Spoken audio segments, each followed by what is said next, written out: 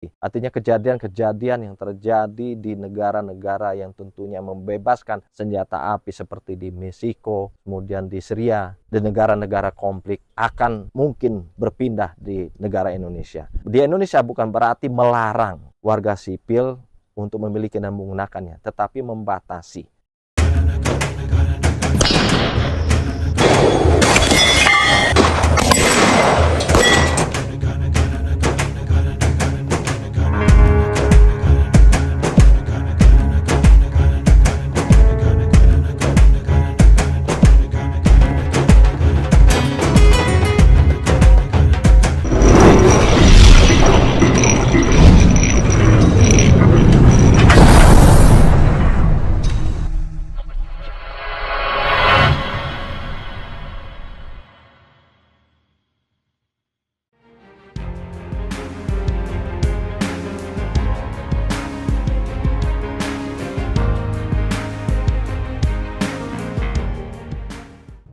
Oke guys, kembali dengan channel YouTube Agustiawan SHMH. Kembali kita akan membahas seputaran senjata. Senjata-senjata ada di masyarakat, warga sipil, termasuk TNI Polri. Tentunya senjata itu ada yang memiliki izin, ada yang tidak memiliki izin, ada sama sekali tidak memerlukan izin untuk memiliki dan menggunakannya. Kali ini kita membicarakan dampak jika semua warga sipil atau masyarakat bisa memiliki senjata api secara bebas. Artinya selain TNI Polri, warga sipil, semua warga sipil tidak memandang atas kepentingan untuk pejabat negara, pejabat pemerintah, pengusaha dengan siupnya, profesi, hakim, pengacara, dokter, ataupun golongan 4 BUMN atau pensiunan TNI Polri dengan persyaratan-persyaratan itu, artinya semua warga sipil dapat memiliki selain yang disebutkan tersebut. Apakah dengan kepemilikan dan penggunaan itu akan menimbulkan dampak negatif dan positif? Arti dalam pembahasan ini, jika dampak negatif yang ditimbulkan seperti apa dan dampak positif seperti apa yang akan terjadi.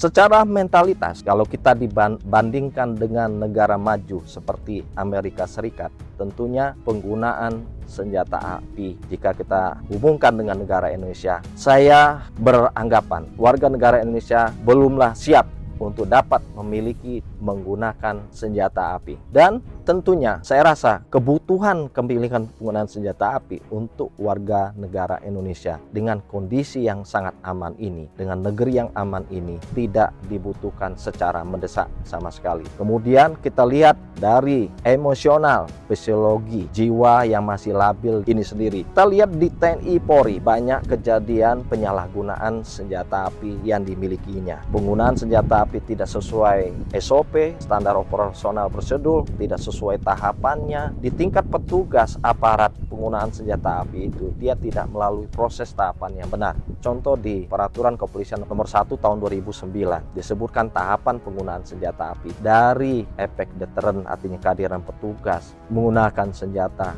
yang tidak mematikan seperti peluru gas, alat kejut listrik, sampai terakhir penggunaan senjata api. Penggunaan senjata api yang dia gunakan, arti tahapan itu saja masih banyak yang salah prosedur. Bagaimana dengan warga sipil yang tentunya perlu pelatihan khusus untuk memiliki dan menggunakannya? Artinya warga sipil bukan berarti dilarang untuk memiliki dan menggunakannya, tetapi membatasi. Membatasi ini artinya dengan sesuai dengan peruntukannya. Contoh, Anda ingin memiliki senjata api olahraga, berarti induknya perbakin. Kemudian bela diri, induknya adalah periksa. Kemudian pelaksanaan tugas, pengemban fungsi kepolisian, ada aturannya sendiri, membatasi kepentingannya, membatasi kebutuhannya. Tidak semua warga sipil bisa memiliki dan menggunakannya. Kemudian kalau kita lihat kejadian-kejadian yang terjadi di Indonesia, kasus tawuran anak sekolah, bentrokan antar warga. Kalau misalnya bentrokan warga, kemudian tawuran masyarakat selama ini menggunakan senjata samurai, senjata golok, batu, dan selain senjata api. Bagaimana kalau misalnya diizinkan untuk semua kalangan warga sipil, tidak memandang dari faktor kepentingan tadi? Apa yang terjadi? Bisa terjadi di Amerika Serikat di sana. Terjadi penembakan di sekolah, penembakan di mana-mana, atau di negara konflik di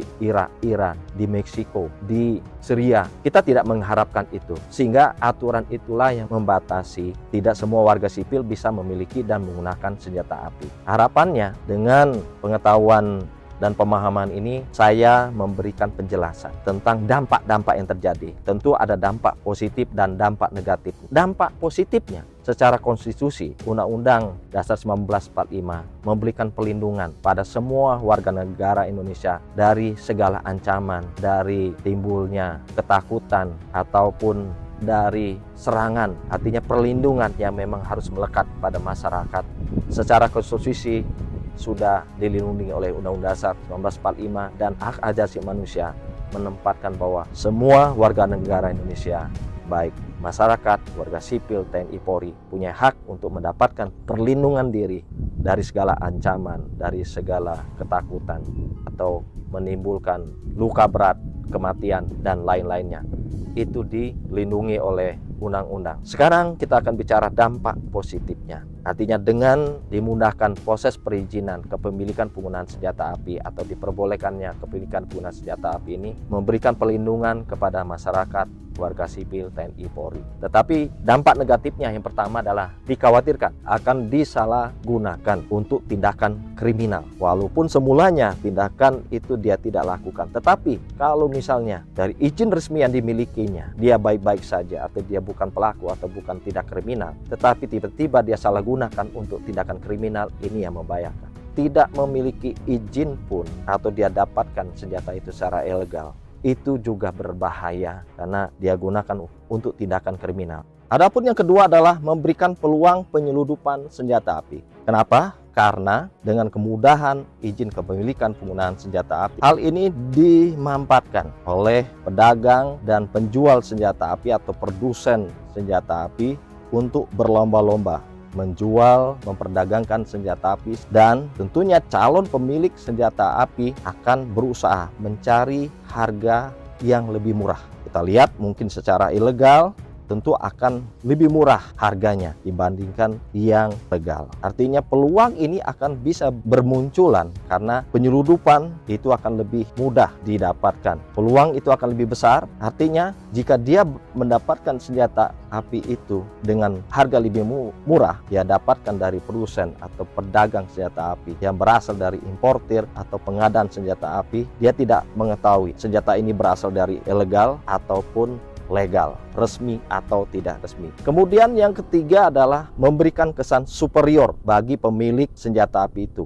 Karena dengan bebasnya penggunaan senjata api, warga negara Indonesia banyak terjadi kasus-kasus koboi. Dengan gampangnya mengancungkan senjata akan menimbulkan dampak yang menakutkan, memberikan ancaman bagi orang yang di sekelilingnya. Karena kesan yang dimilikinya itu diantaranya adalah arogansi yang muncul, gampang emosional. Banyak kejadian di kasus-kasus viral, contoh senjata airsoft gun dan senjata yang api pun dia gunakan tidak serta-merta dalam keadaan ancaman pun dia sudah gampang sekali mengancungkan senjata api itu, padahal dalam keadaan tidak membahayakan. Yang keempat, mempergunakan senjata api itu bukanlah hal yang mudah, bukan hal yang sepele, karena ada aturannya. Ada aturan resminya atau standar operasional prosedurnya dalam penggunaan senjata api itu. Ada tahapannya. Tidak serta-merta langsung mengancungkan atau menodongkan senjata api itu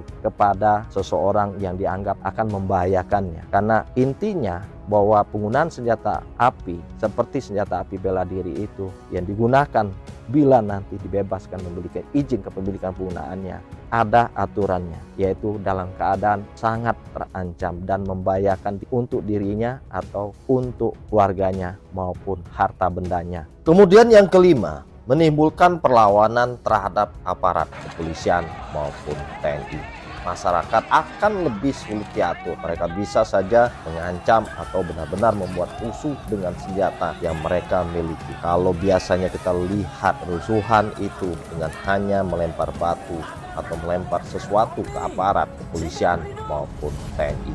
Nantinya kalau dibebaskan izin menggunakan senjata. Mereka salah gunakan untuk melakukan perlawanan terhadap aparat. Artinya demonstrasinya akan lebih anarkis. Ini hal yang kita khawatirkan juga jika dibebaskan bila warga sipil menggunakan senjata api dengan kepemilikan dan penggunaan itu, dia bebas untuk melakukan perlawanan kepada aparat kepolisian maupun TNI. Artinya kepemilikan penggunaan senjata api yang ada ini, jika semua golongan dapat memiliki dan menggunakannya, tentu ini menjadi hal yang harus kita diskusikan. Karena tidak mudahnya itu atau mahalnya senjata api itu, artinya proses kepemilikan dan penggunaannya itu memang harus dibuat ketat. Kalau misalnya mudah memiliki dan menggunakannya, bayangkan jika pelaku tawuran tadi, pelaku perang kampung itu yang semula hanya menggunakan peralatan biasa, dia gunakan seperti celurit, samurai, panah, dan lain-lainnya. Bila itu berganti dengan senjata api, itu akan lebih membahayakan, akan menimbulkan ancaman kematian yang luar biasa. Kita lihat dari pemberitaan di media sosial yang juga memberitakan kejadian-kejadian penggunaan senjata api walaupun secara bebas diberikan kepada warga sipil, namun menyisakan cerita-cerita yang tidak baik. Kita lihat dari berita media sosial Indonesia yang menceritakan bagaimana penggunaan senjata api yang ada di Amerika.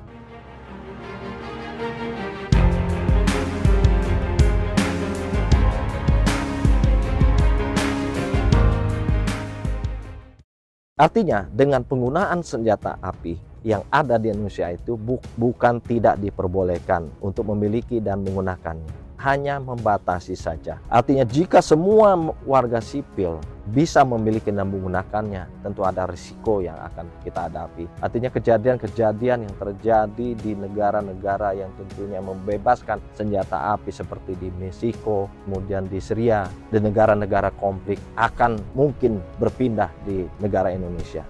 Oleh karena itu, dengan membatasi kepemilikan penggunaan senjata api, ini sangatlah penting agar lebih aman penggunaannya. Misalnya untuk kepentingan olahraga, perbakin, ada wadah yang menaunginya. Kemudian untuk bela diri, ada periksa yang menaunginya atau yang melindunginya nanti. Dan untuk pelaksana tugas pengemban kepolisian seperti PPNS, Satpol PP, Polsus dengan izin kepemilikan dan penggunaannya secara resmi sudah melekat padanya, akan lebih aman. Di Indonesia bukan berarti melarang warga sipil untuk memiliki dan menggunakannya, tetapi membatasi untuk memiliki dan menggunakannya.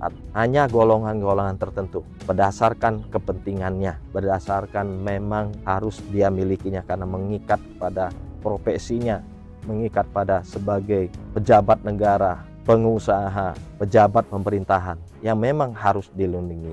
Artinya di Indonesia, senjata itu bukan dimiliki aparat TNI Polri saja, tetapi juga warga sipil dapat memiliki dan menggunakannya. Oke guys, itu saja tayangan kita kali ini membahas tentang dampak-dampak penggunaan senjata api, kepemilikan dan penggunaannya jika diizinkan, dimudahkan perizinannya, dan juga digunakan semua kalangan, tidak dibatasi bagaimana hal yang bisa terjadi atau dampak akan ditimbulkan. Semoga tayangan ini bermanfaat. Jangan lupa like video ini, jangan lupa share video ini, jangan lupa komen video ini, dan tentunya subscribe bersama channel YouTube Agustiawan SH Hemha.